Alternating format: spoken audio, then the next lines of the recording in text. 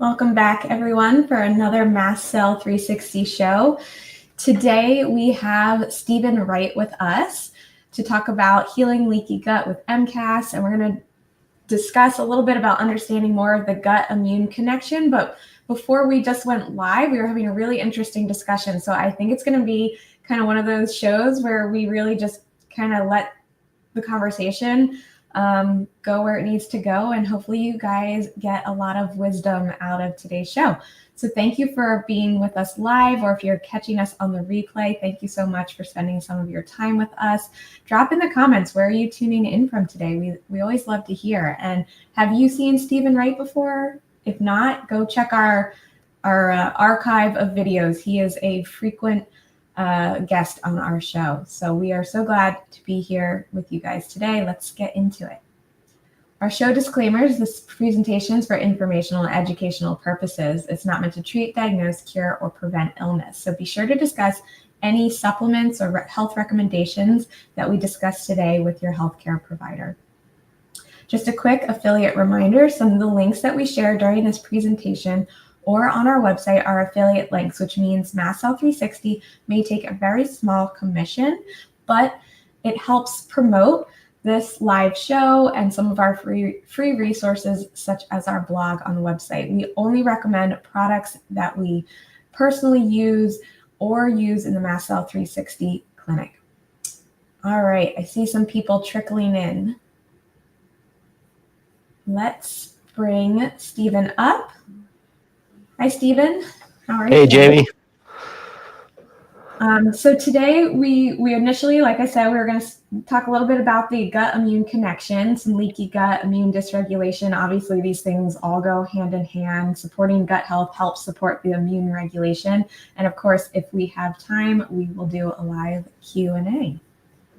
So before we get going, everyone's kind of heard about that gut-brain axis. So our brain communicates down to our gut, and things that are going on in our gut send signals up to the brain. So they're very much communicating all the time. There's, our enteric nervous system connects to the gut, and our mast cells are at the end of each nerve. And so there's a lot going on, nervous system related. The vagus nerve runs from the brain, connects to those gut organs. So there's those chemical messengers happening all the time. It's kind of nonstop. I always have that, like, a lot of people kind of misunderstand that gut-brain connection. Like they realize, they think all those neurotransmitters are made in the brain, when a lot of them are actually made in the gut. And so I think there's just not a lot of information readily available to people in a way that's like understood well. So hopefully we can kind of get a little bit more into that today, and how you can understand how the gut affects your nervous system and your brain, and vice versa. So I'm going to pass it over to Steven to give us a large overview of kind of what's going on the gut level, because this is his area of expertise. Yeah, well, I do want to make a little comment on the gut-brain connection. I was reading a random thing this morning, and there was a study where if people were making complex decisions, think like a life decision that matters, your intuitive gut choice was 2 times more likely to be right than your reasoned out pros and cons and things like that. So I think the brain, we're taught that the brain is like this master center of control, the control tower, like at the airport or something. And I think it's maybe inverted. It could be argued that it might be inverted, that the gut is as smart or smarter than the brain in just life decisions, intuition, what's coming next. And so, yeah, I hope that in the future, people will continue to realize that their gut is as smart as their brain, and what's happening in one area is happening in the other area. And I think a way to visualize this is a gross simplification, but I think it really helps people. I like to think of the communication from the gut to the brain and the brain to the gut as the immune system sort of sending SMSs, so like text messages. So think of the pathway between the gut and the brain, those lines connected, as sort of an immune pathway. And think of the communications almost as like text messages. And those are actually like cytokines. And so if you think about that, that can help you start to realize how the gut and the immune system can, impact the brain, causing brain fog or mood related issues, inflammation related issues, thinking challenges. And it also tends to help people start to visualize how, if they were to handle their gut issues, how the immune system and then therefore the brain can also get better. Yeah. No, and what you said about like the gut maybe being smarter, or like just our gut instincts, like that's a term that people have heard. Like, what does your gut instinct say? And like for me, I've had I can think of 2 examples off the bat, like in my journey of motherhood, where that gut instinct as a parent has been spot on. And it's like, but my brain has occasionally fought it. So like the first one was a no-brainer. I was going to co-sleep with my child, and I know that's controversial, but like my gut told me that that was the right thing for us to do. And then like homeschooling my son, my gut knew that I was going to end up homeschooling my son, but my brain could not wrap around that idea. And I tried to talk myself out of it like 5 different times, and it created so much more stress. And like I wear my Aura ring, right? And during those months that I was making that like life-changing decision, my HRV, my heart rate variability, like the stress signals were so high during that month, trying to talk myself out of something that my gut knew was right. So like, I think that's a spot on like way to kind of get people thinking about like their gut instincts. Yeah. I mean, I'm going to double click on that. The study that they did showed that your instinct, your intuition, your gut level first response, whether it's like, should I move across the country? Should I marry this person?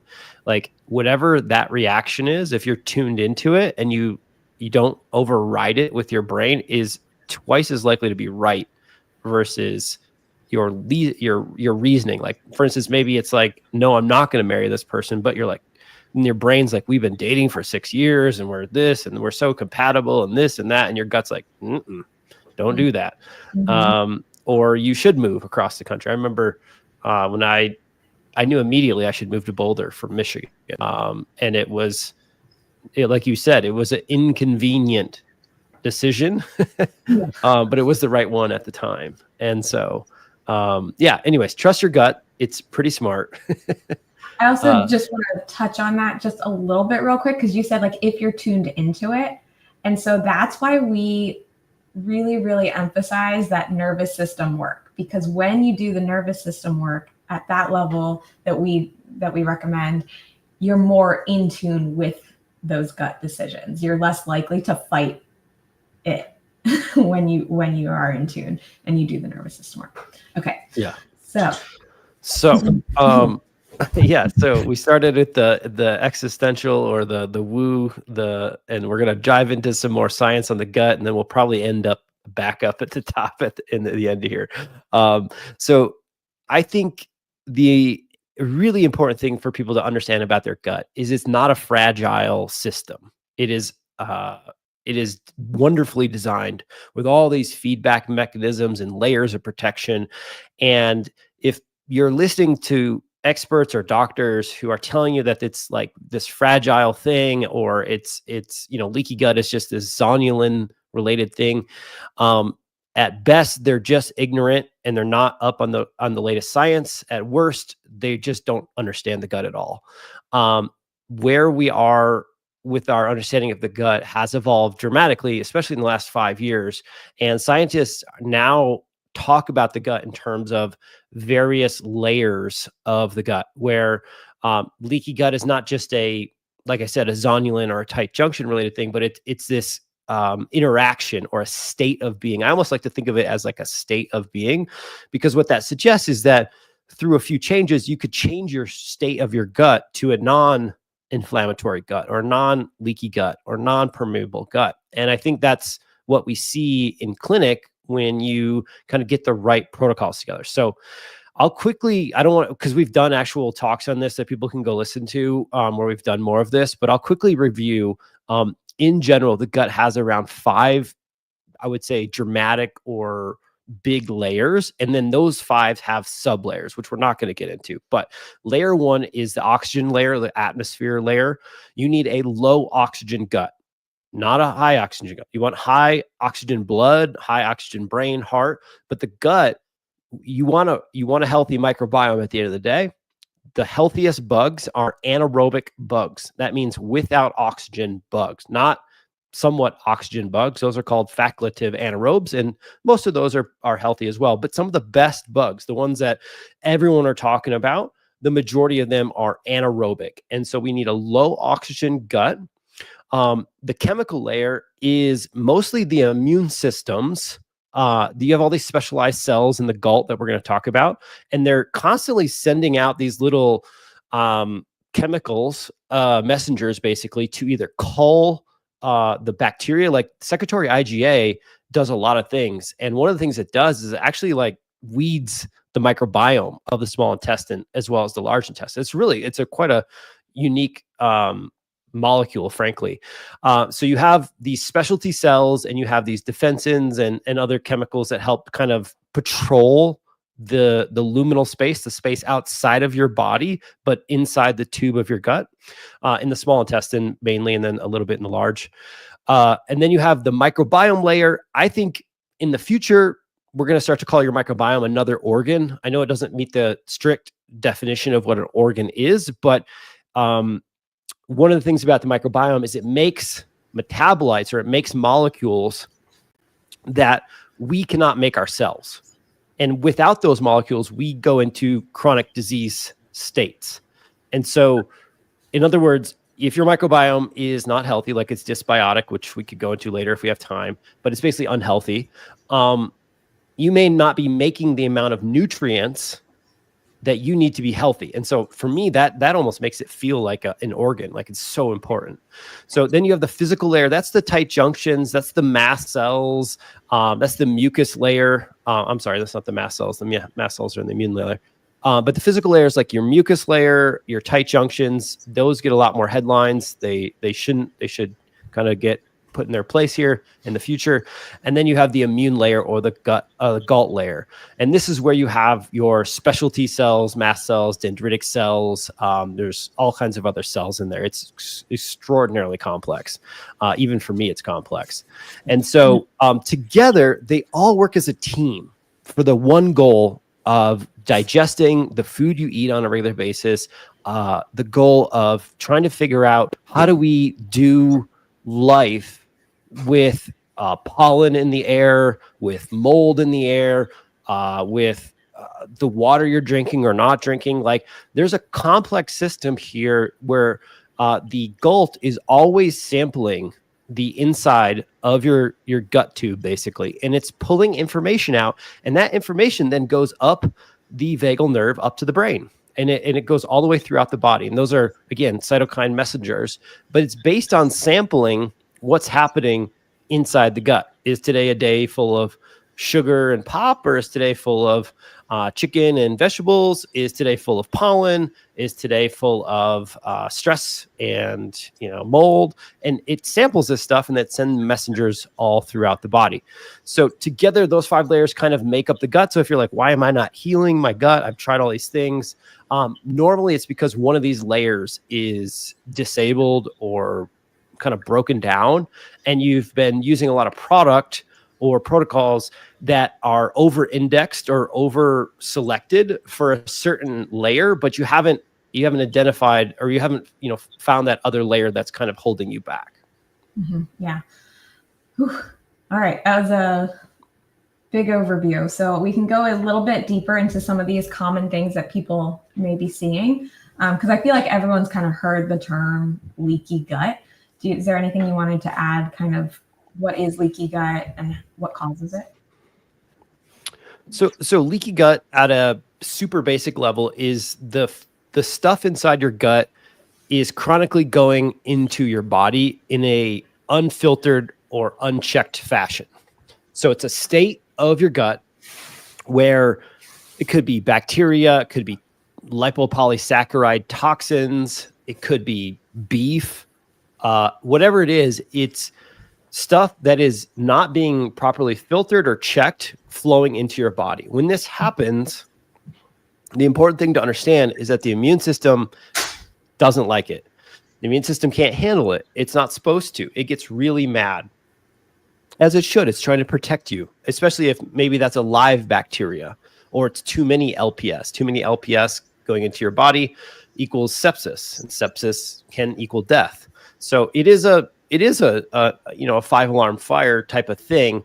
The problem is if it happens chronically all day long, every day, there's a local inflammation that happens, but then that starts to go systemic. And so that's where you see the literature now. You can ask ChatGPT, you can ask any LLM or AI bot or whatever, is leaky gut associated with my condition? And the answer is always yes.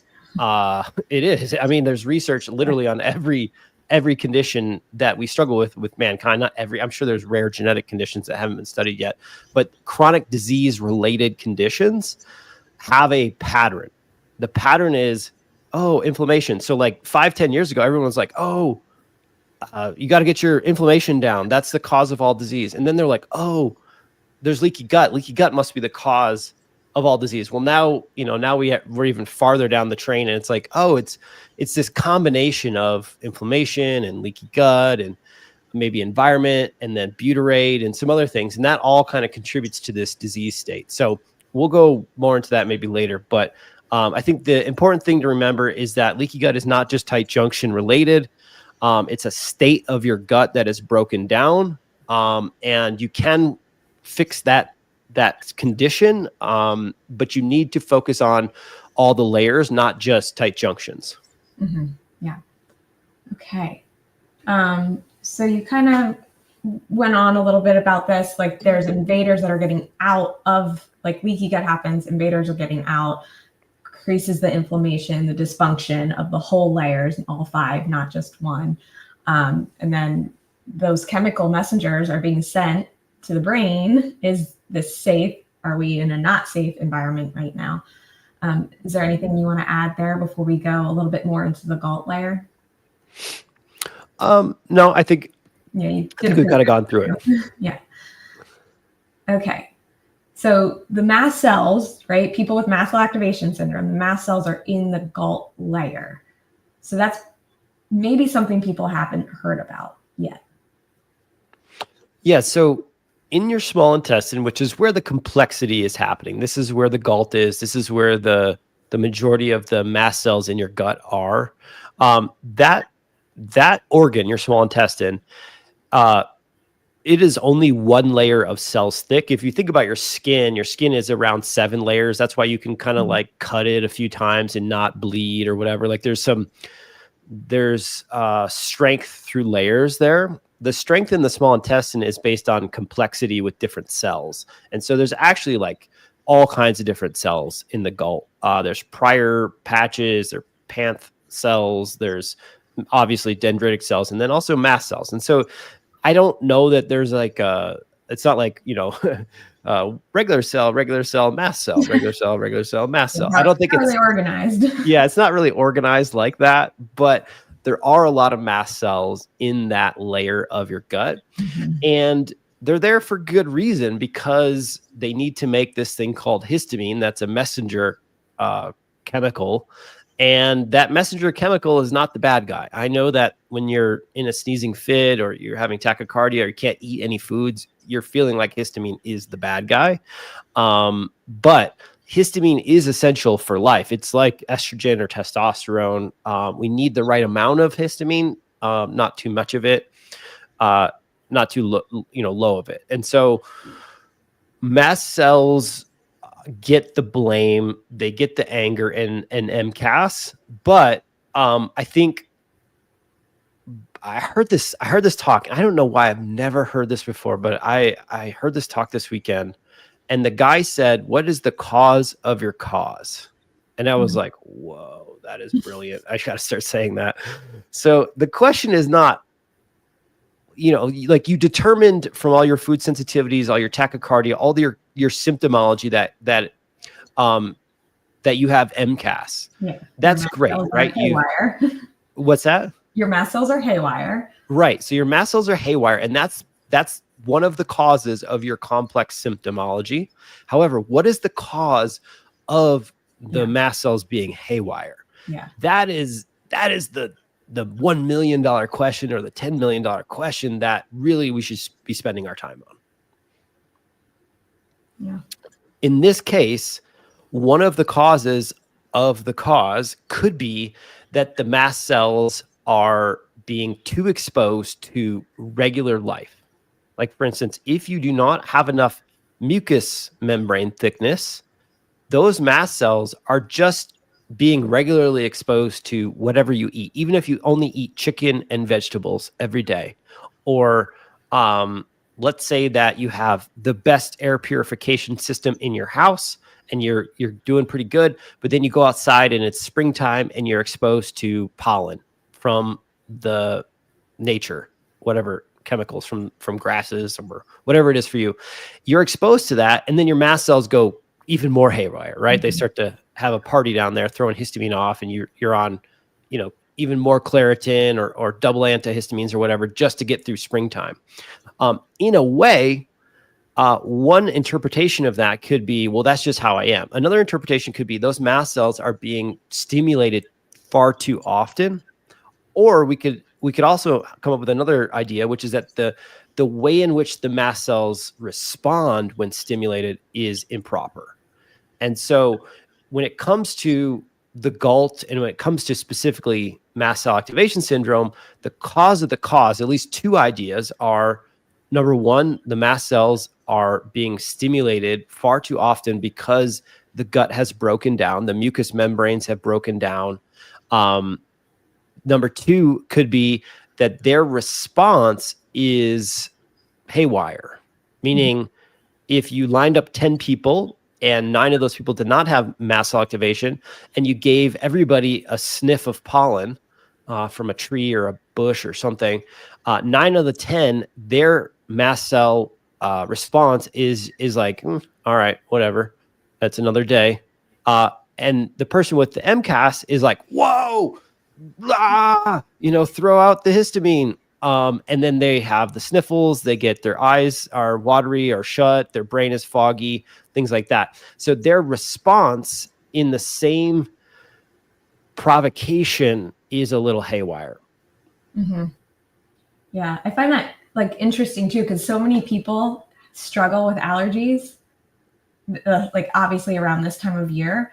And they're like, oh, the pollen's getting to me. Or is anyone else experiencing this? Because, who's being affected by the pollen right now? And it's almost, I was at a party on Friday for Easter, and I was not reacting to the pollen in the air because I'm on so many mast cell stabilizers. And everyone else who would not consider themselves MCAS person was reacting. So it's just kind of funny. We're not, just because you don't have MCAS doesn't mean you're immune to immune function disorders every once in a while either. So let's talk a little bit about, what's going on with your immune system.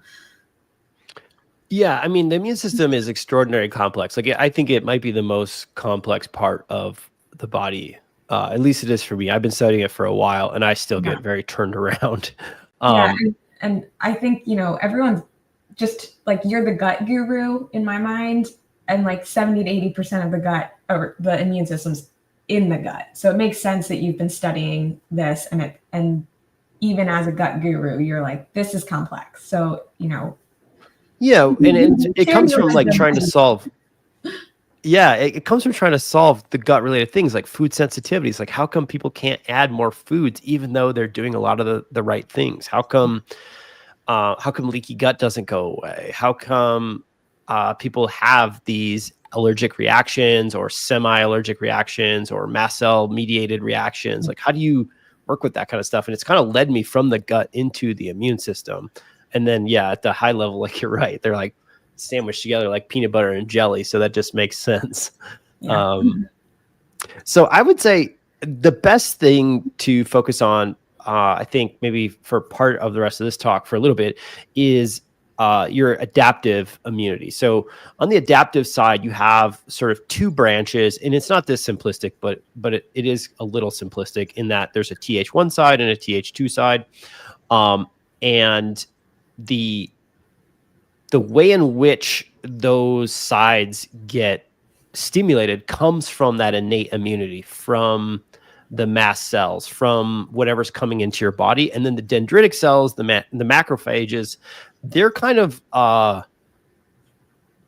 they're not only the police, but they're also like the porters. They're always like grabbing onto stuff and passing it off over to the adaptive side.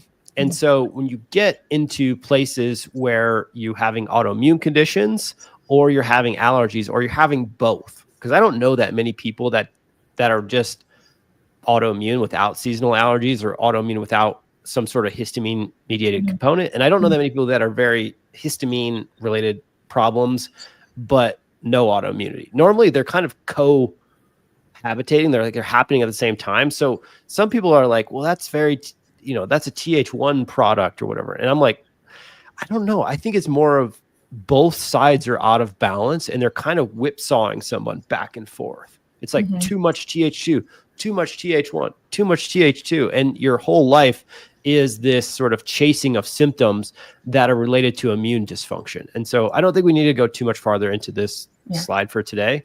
But I think it's just to say that the immune system is very complex, and the simplistic reductionist thinking about how the immune system is compromised, whether it be mast cell activation, autoimmunity, seasonal allergies, I think it's super reductionistic. Yeah, I think this slide will help kind of sum that up for people kind of thinking about it. Like, you can have an underactive immune system, you can have the overactive immune system. You may be seesawing back and forth between those, as you kind of just said, Th1, Th2 issues. There's just maybe poor communication happening between the innate and adaptive immune system. Anything that you'd like to add there or summarize a little bit more? I think, like, people can see that, like you said, the biggest thing is like the whipsawing or the poor communication. I think the important thing about the immune system that people are discounting or confusing, or don't even know that's a problem, is, in my opinion, I haven't seen like an actual research paper, but my clinical observation is that people, it's almost like your immune system has neural pathways, kind of like your brain does. So let me unpack that. What I'm saying is, like, you drive home from work, or you drive to the gym or whatever, and many a times when you make that drive, you're not like super conscious that I'm going to go right, then left, then right, and then I'm gonna be at my home, or I'm gonna be at my gym. You did it once or twice, and your brain developed a neural pathway for that. And then it started grooving that neural pathway. So now you can be thinking about the kids, or you could be thinking about nuclear war. Like, you could be thinking about whatever, totally distracted in your head, but you still arrive at that destination without really actively thinking about it. Your brain has a grooved neural pathway for that journey. The same thing is true when certain things happen in your life. Like, maybe your kid has this habit that really annoys you, or maybe it's your partner. They do this thing like leave all the cupboards open, which I'm guilty of with my ADHD all the time. And you might just have this trigger where you're like, why are the cupboards open again? And it's like this groove neural pathway where the same stimulus is producing this one intense response. Even though there's a lot of other ways to get to work, there's a lot of other responses that could happen to the cabinet situation. Your immune system appears to do a similar thing. If it's presented with the same stimulus, it kind of learns a pathway. It's based on like the set of conditions in that mode, and then it just keeps grooving that pathway. And so if you're someone who has seasonal allergies on a regular basis, in a way, your immune system is kind of grooving that pathway towards every year having seasonal allergies, or having more and more food sensitivities, or, it could be even more and more mast cells. Because I think there's actually a paper where the mast cells, as they get more and more sensitized, they start to recruit more mast cells to become more sensitized. like it's a feed forward cycle where the mast cells they're like, hey, mast cells are making a lot of histamine. They're going haywire. And then they're like, we should have more mast cells, like, which is not what you want. You want less mast cells, or you want the appropriate number of mast cells. You don't want to over sensitize the area. And so my point is that in almost all areas of the body, as well as, the brain, we go through a rehab process where we help to rewrite, the pathway to a different pathway. Like you go to therapy to work on your emotional triggers. You go to neurofeedback to work on your neural pathway triggers. If you break your shoulder, you go to several different rehab specialists to rewire your shoulder. But the immune system, I don't know of a school or anything other than holoimmune that you're working on actually changing the pathway of the default immune response to pollen, to food, to mold, to whatever it is. And I think that is where a breakthrough for MCAS people can happen, or histamine people, or just regular people. Like you said, you were at the party, there's all these people complaining about their immune system a little haywire. In a way, they have this learned reaction to pine or to, some sort of grass or something. And so a step forward for people in this group of haywire immune system is to help reset the possibilities on how the immune system reacts to the exact same stimulus, whether it's mold or pollen or food. Mm-hmm. Yeah. Whew.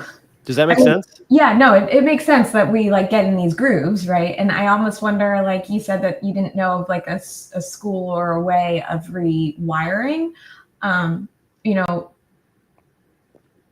We talk a little bit about like you can't out supplement certain things, but at the same time, the supplements are a tool.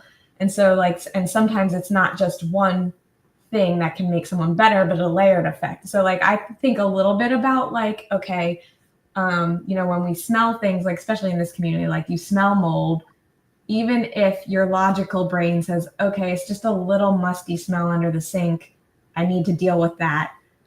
But on a physical level, you've had that experience in the past where your brain has this stored memory of, ooh, musty means mold is danger.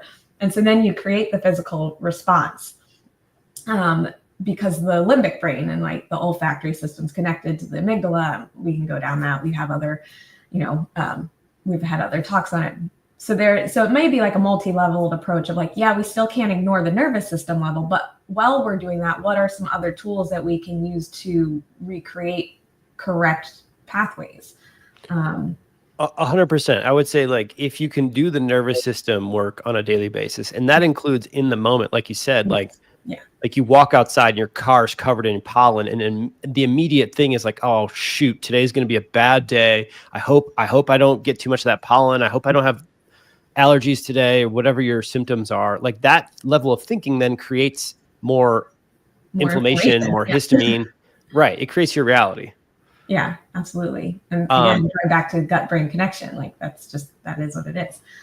Yeah. And so if you can notice that, like, oh, there might be some mold in this room or in this whatever, that's okay. It's mold and it's going to be okay. Like if you can get out of that danger, fight or flight response faster, it's going to be very helpful. But also, like you said, there are some supplemental tools that we can use to change the response in the moment as well. Yeah.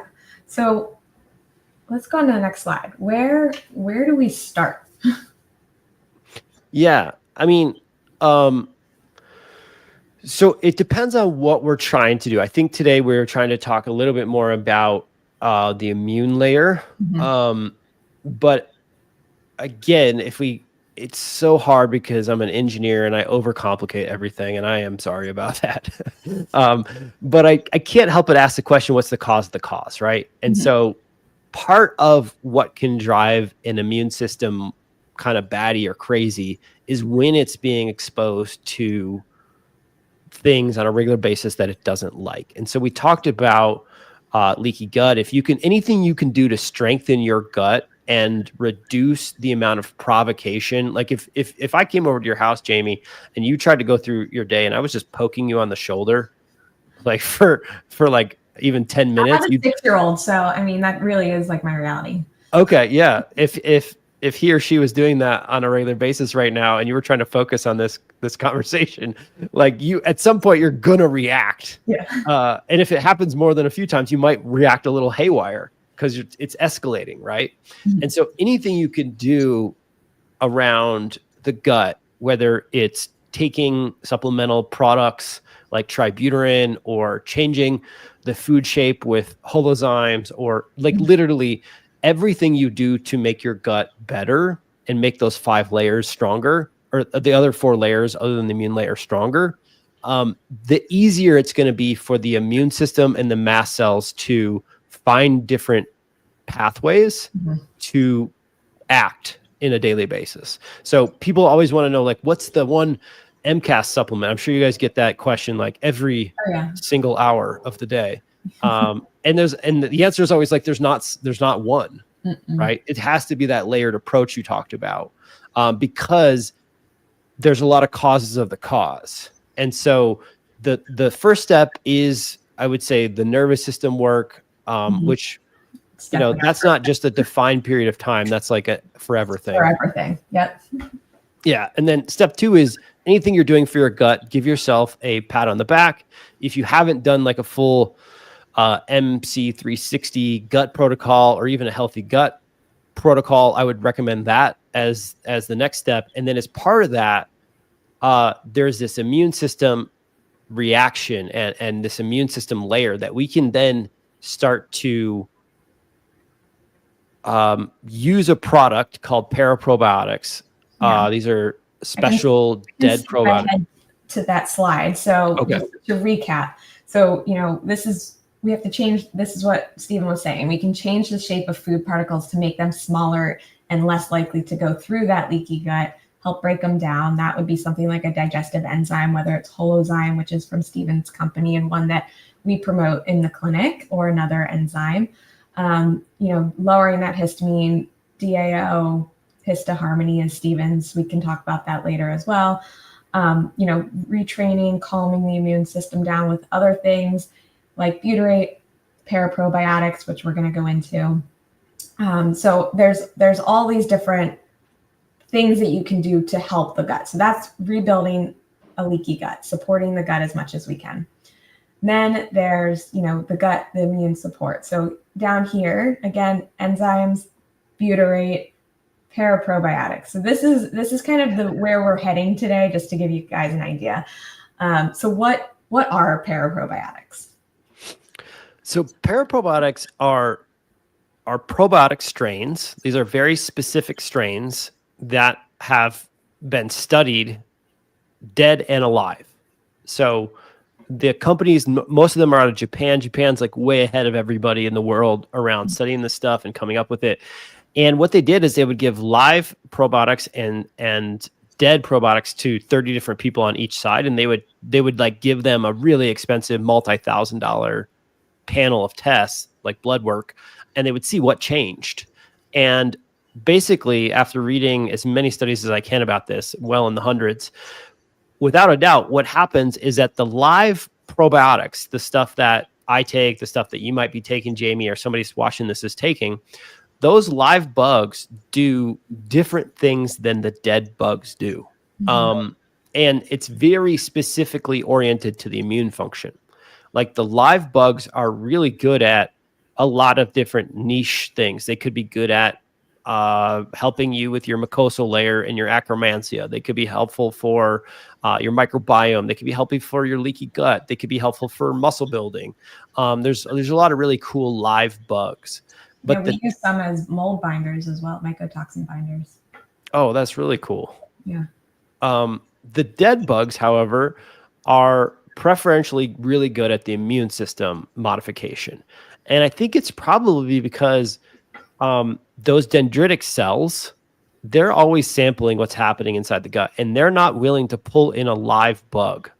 Like that would be potentially suicide. Like they could really do harm if your body pulls in a live bug that happens to be really aggressive and it really hurts us, right? So it doesn't want to pull in live things. It wants to pull in things that are inert, that are not going to hurt. And so live or dead bugs are that. And so they're much more freely able to grab them and pull them in and analyze them. And that's literally kind of what happens. It's like this arm reaches out, grabs it, and almost like a spaceship, it puts it in like an air interlock, and it like looks at what's happening, and then it sends out cytokines about what it found. Like that is happening all day long. It's like, I mean, it's literally kind of sci-fi, like if you want to make it look like that in a cartoon function or something. It's your dendritic cells are like, ooh, you're gonna write a children's book about this, right? Yeah, totally. Yeah. Let's see what this is. Oh, that's beef, or, you know, whatever. But it's not going to do that with a live bug. It will do that with the dead bugs. And so what that ends up happening is that the immune system gets these signals, and every single dead bug does different things from what I can see. And this is not to say that you can just take any probiotic and kill it and it'll work. That's also not the case. I've seen studies where like they sampled like 117 Lactobacillus plantarum strains, and only like 5 out of the 100 whatever strains were like really impactful. And so it is very strain level specific. But basically what this ends up doing is it ends up each specific bug that's been tested and found out has a different mechanism of action. And so these paraprobiotics, when you take them, it's almost like it's like a version of like a software download on a regular basis, where you're upgrading your immune system's software to act differently on a moment-to-moment basis in response to everything that's already happening. So in other words, even though you're exposed to mold, if you have a paraprobiotic on board, you may respond differently and in a less reactive way. Or if you're in the face of pollen, you will react. This one's actually been studied. You actually will react with less IgE formation, which is part of the sort of allergy complex that ends up feeling like seasonal allergies. Or you may create more T regulatory cells, which will balance that whipsawing of the Th1 to Th2. And so each one of these paraprobiotics does a very specific thing that works in tandem with any other protocol you're doing. The only thing that you can't, like if someone can't tolerate any supplement because their mast cell activation is so flared, I guess is the way I would call it, then obviously this is not the right product to start with. You want to start with sort of mast cell stabilizer or, you know, something, whatever your MC360 provider tells you to do. But after you're out of that phase and you're trying to repattern how your immune system and your mast cells work in the face of food sensitivities, in the face of pollen, whatever it is, that's where these products really can make a remarkable difference. Yeah. So just to recap, the benefits of holoimmune, they're more gentle, but they can help modulate that immune response without overstimulating or over colonizing. Like, right? Like everyone talks about sometimes more is better with probiotics. Sometimes it's not. Right. So, yeah, there's so many strains out there, and some of them are histamine producing and make more histamine. So those are not the strains that we want either for mast cell. So this is like, if you can't tolerate probiotics, you haven't tolerated probiotics in the past, maybe, you know, this would be something to try first. It's easier to tolerate. So someone who has mast cell activation syndrome or an imbalanced immune function may be able to tolerate this, maybe, right? Where this is not medical advice.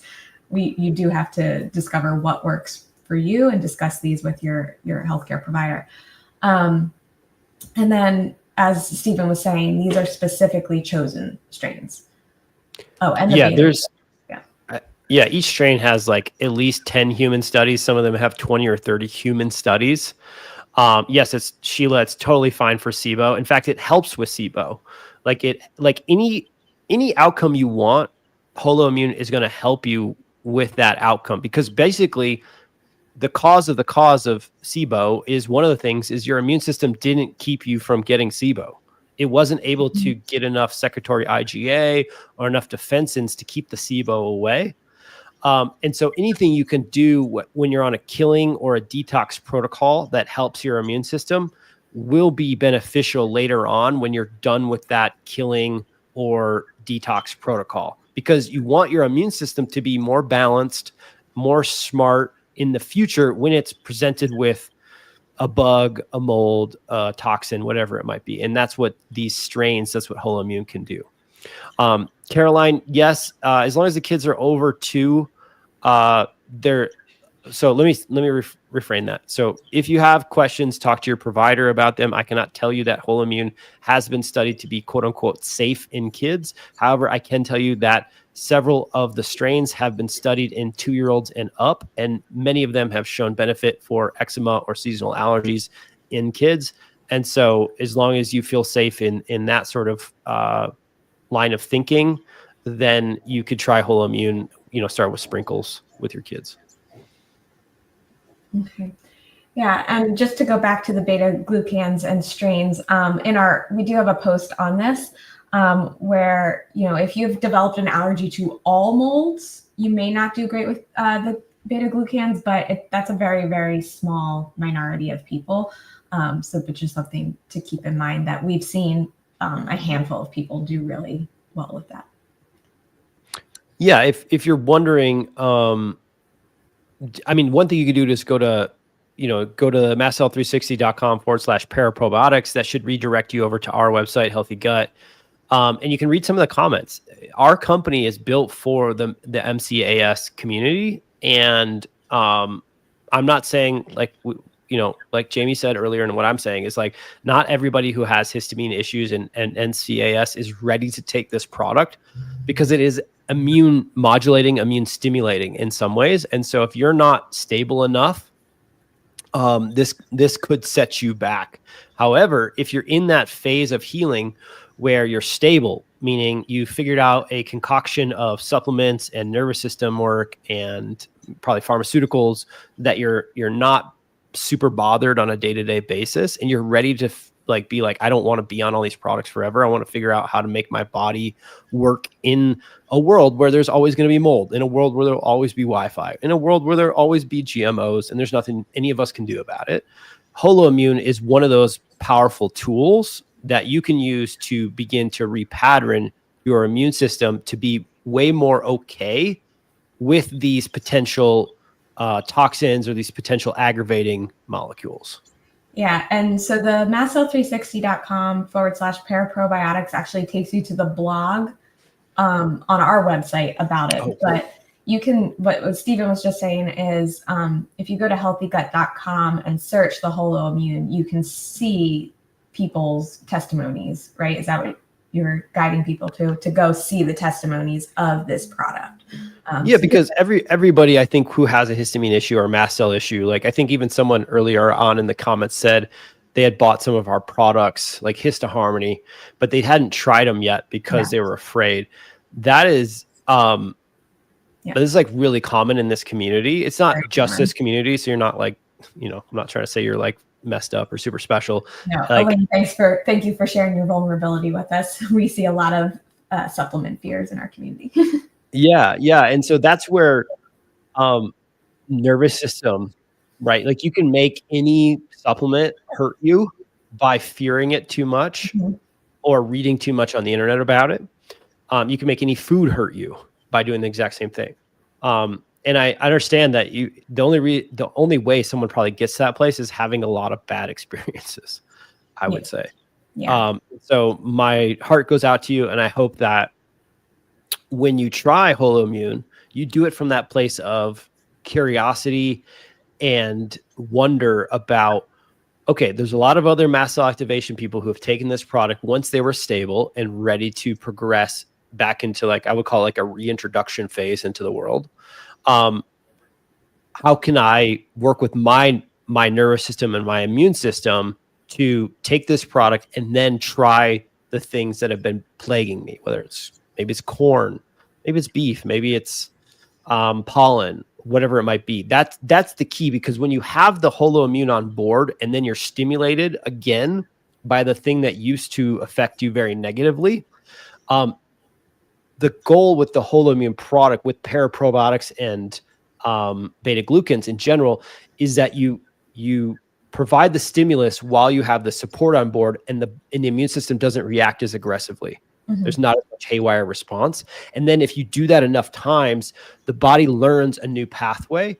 And then in the future, you can stop taking the product because the body's like, oh, I've seen that corn thing again a few times now, and we haven't gone crazy. Or I've seen, I've seen mold, like not like super nasty black mold, whatever, mycotoxin, heavy mold, but like I've seen like regular mold a few times now. You can do in your garden, and play in the soil again. I feel like that's like what a lot of people want to do, right? There's mold. There's going to be mold in that soil. Right. Every houseplant's going to have mold, right? I think pretty much. Yeah. Yeah. So like you could have houseplants again, which are super healthy. Yeah.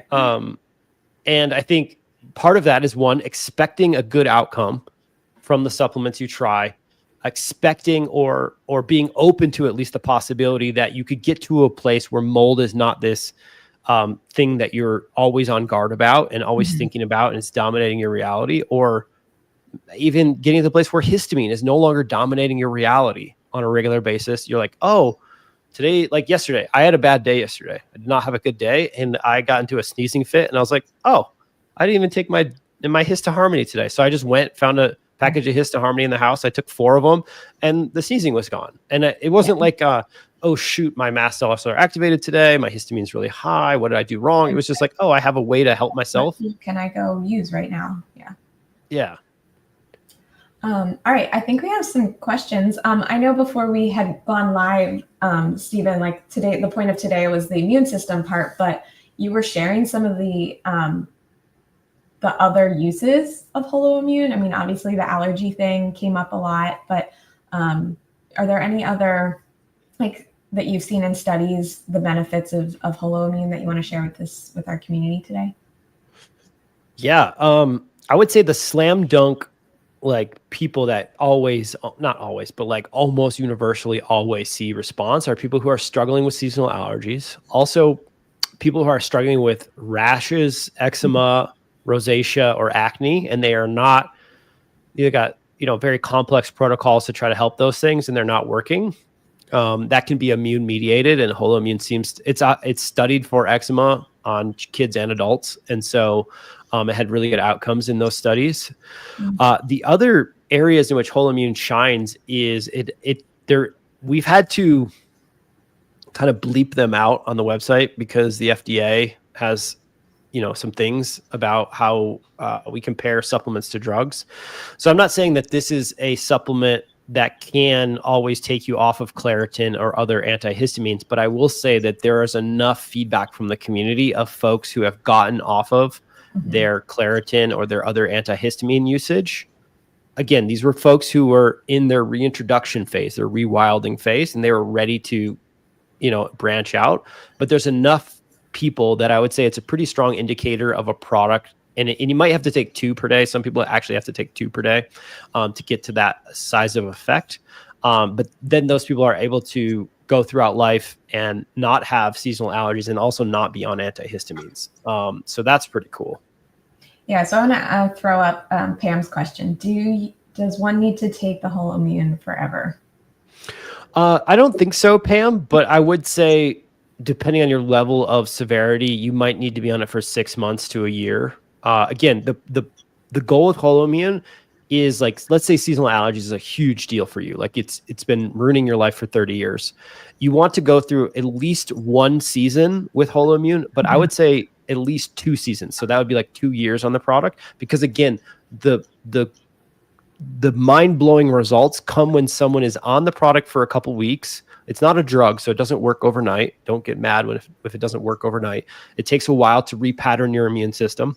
But then when you have the supplement on board and you're exposed to the trigger event over and over, like 2 or 3 times, that's where the magic starts to happen. That's where the immune system relaxes around pollen, can relax around some types of mold, and can relax around especially foods. That's where we see big improvement in food sensitivities, is when they have the product on board for a couple of weeks and then they try a trigger food for them. Maybe it's dairy, maybe it's corn, whatever it might be.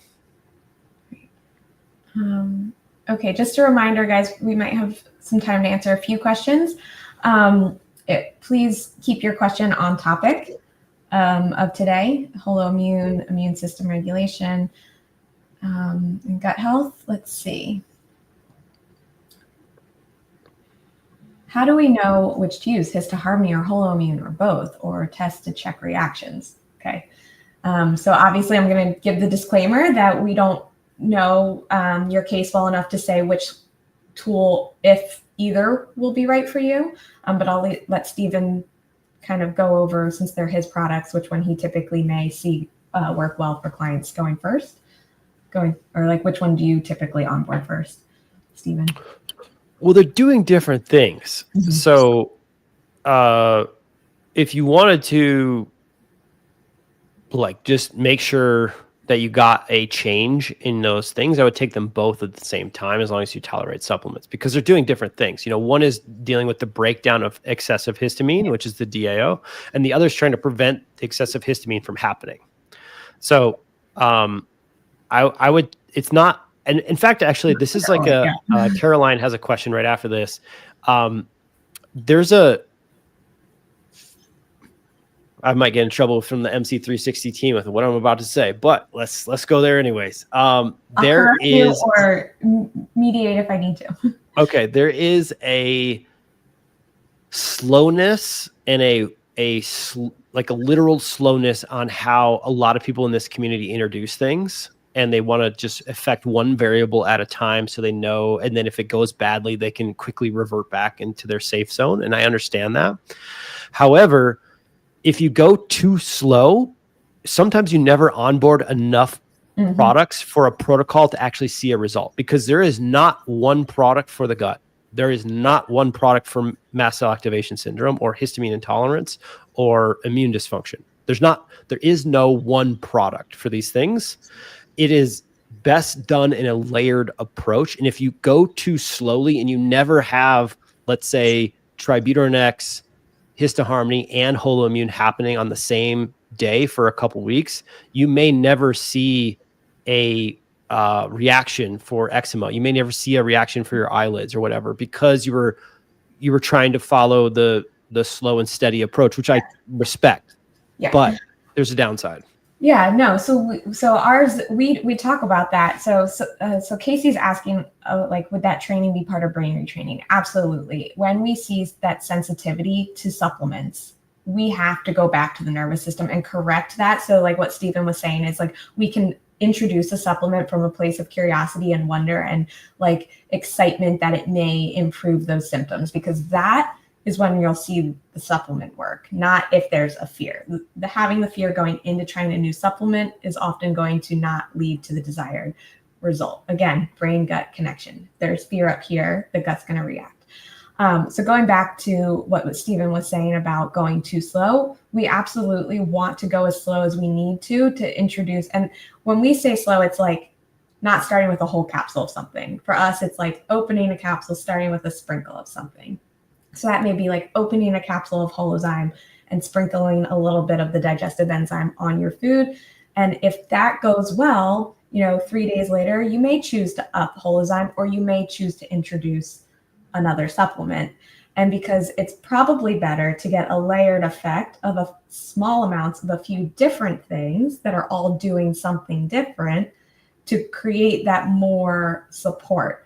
And again, this is going to be highly individualized. So going back to the original question, Holozyme or histoharmony or holoimmune, it may be you need both. It may be that you just need to knock down the histamine load first with something like histoharmony so that your mast cells are less reactive. And so again, we can't say what's right for you. That would be, if you're looking for that individualized support. Steven has health coaches on his team. Our health coaches, myself included, are offering strategy sessions where we can go more into that level of detail and discuss you as an individual. So you can find our application is at mastcell360.com/application. That's where you can you can sign up for a strategy session. That's going to be our foundational track. And then if you're looking to learn more from Steven's team about specific products, that would be, I threw it up earlier, healthygut.com. So that's how you guys can reach us for more of those individual questions. Today we have to keep it more broad. Yeah. And if you have more questions about specifically Holoimmune that we don't get to, you can call the 1-888-612-5997 number for Healthy Gut. If it's during business hours, you will likely get a health coach, and they likely have heard the question before and be happy to try to walk you through whatever your issue is. Yeah. Okay. Oh, here's a great one. Unless you had one you wanted. No, that's great. So yeah, you can take Holoimmune anytime. I take it normally in the morning just because that's when I take my biggest pill load of the day. Some people like to spread it out throughout the day. Like we have, there's a strong brain component to paraprobiotics. They help with brain fog, and they have helped. This is totally anecdotal. This is not a promise or a guarantee of anything, but we've had 2 people in our company get into accidents where they hit their head and got a traumatic brain injury. They did countless numbers of things like hyperbaric oxygen, keto diets, intense supplementation, like methylene blue, like all kinds of crazy stuff. And they were still having dizziness, focusing problems, and some brain fogginess. We were able to put them on like an 8-week course of 4 per day. And some of them took 2 in the morning, 2 at night. The other lady took 1 like spaced out 4 times during the day. They both got similar results, in which like in the first week they saw a huge improvement, and then they're only taking like 1 per day. And they seem to be pretty good. And so there's a strong gut-brain connection, especially when you get into perimenopause and menopause. The microbiome in the gut starts to change, and it can start to send chronic inflammatory text messages up to the brain. And so one way to change this is to try Holoimmune at, normally most people don't go above 2 per day. You can test it. I took 10 per day for 60 days just to see if I'd grow a 3rd leg. I didn't. I also still got, some cold during that time frame. So it doesn't prevent or cure anything in that regard. But there's no upper limit of safety here. However, most people just don't see any benefit above 2 per day. And you could take them with meals, without meals, because it's dead already. It's not really affected by anything. Yeah. Were there any other questions that you had seen that you are dying to answer? People were asking if it's it's free of all corn, wheat, talc, preservatives, stearates. Yep. It's free of all that stuff. So again, I build my products in general for this community. Beth and I were very dear friends and worked together for many years. And what I learned about mast cell activation, it turned out I had histamine intolerance the whole time. I didn't even know, and she taught me about that. And I'm forever grateful for her and the MC360 brand. And now when I formulate and kind of since the beginning, I want to build a product that can be tolerated by the most amount of people. And that includes the super sensitive folks, because I'm sensitive. I'm just not mast cell activation sensitive. And so there's always a risk, a nervous system related risk, that you might be too afraid, or you might do something to the product. But in general, this is a very well tolerated product for someone not in a flare.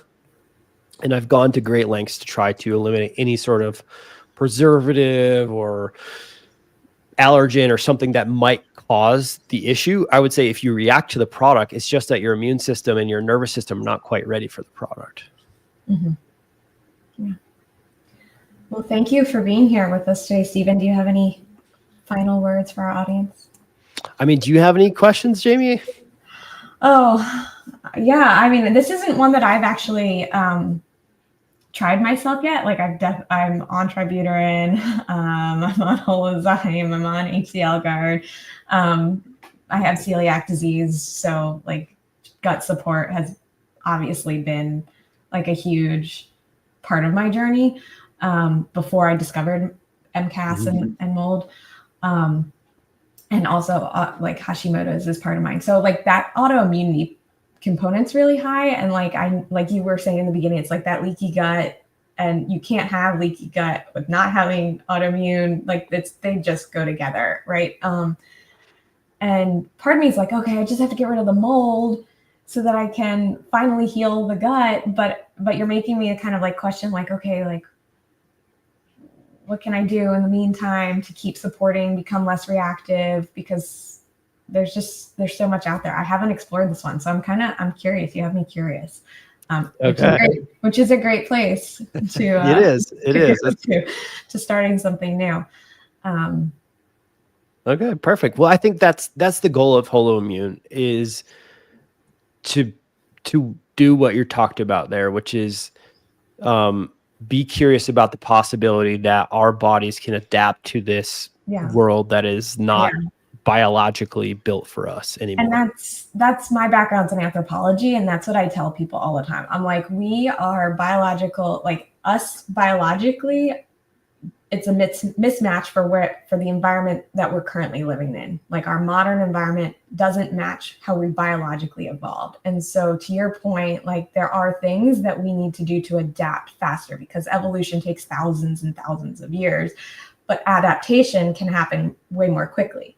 And so can we support our bodies to adapt in a way to handle the things that are outside of our control too? Because there's only so much that's inside of our control. I tell this to my clients all the time. I'm like, we do the nervous system work because we can't expect stress to not happen. Like stress is inevitable. And so like doing the nervous system work is within our control to be able to ground back down faster afterwards. So I think that was kind of like what you were getting at. It's like, how do we adapt? How do we support our body to get back to baseline faster?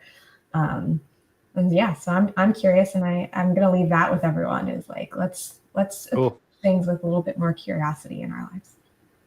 Yeah. More curiosity, more better healing. Yeah. Yes, Katrina, or Katrine, you can open the capsules and just, it doesn't really taste like much, the mixture. So, and yes, Marilyn, Holoimmune would work no matter what climate you're in, no matter what region you are in the world. Again,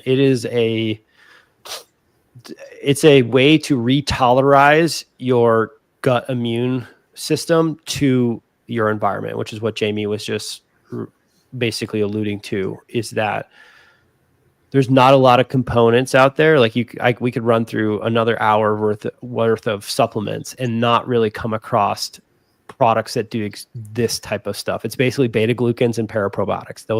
That's why they're together in the same pill for Holoimmune, is because they do a very unique thing where they help retolerize the immune system in the gut to whatever is already happening.